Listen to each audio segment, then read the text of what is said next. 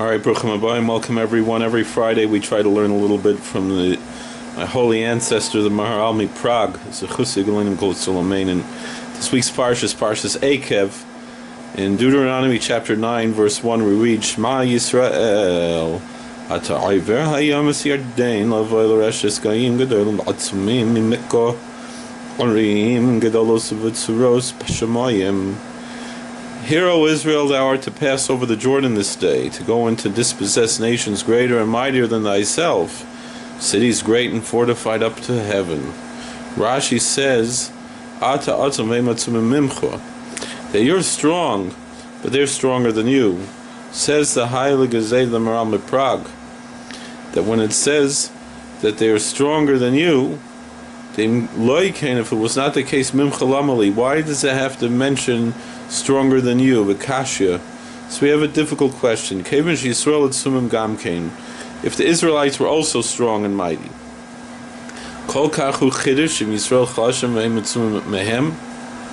is it such a great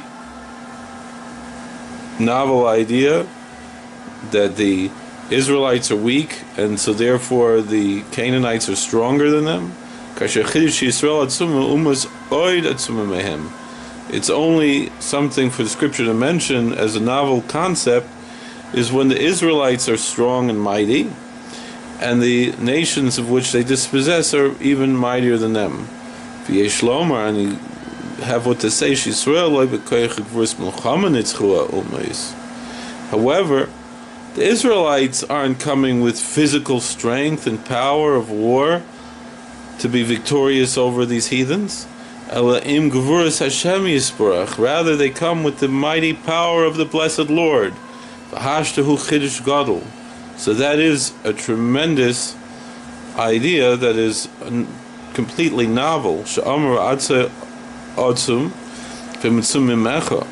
That if you're strong and they're stronger than you,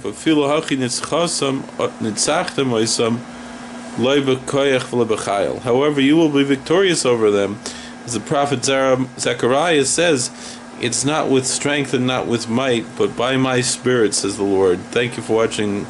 Please like, share, and subscribe. Have a good Shabbos, everybody. And let's forget about all this nonsense of taking up arms or all this nonsense of wars and all that, but rather to rely on the power of Almighty God and to repent and go back to His ways. God bless.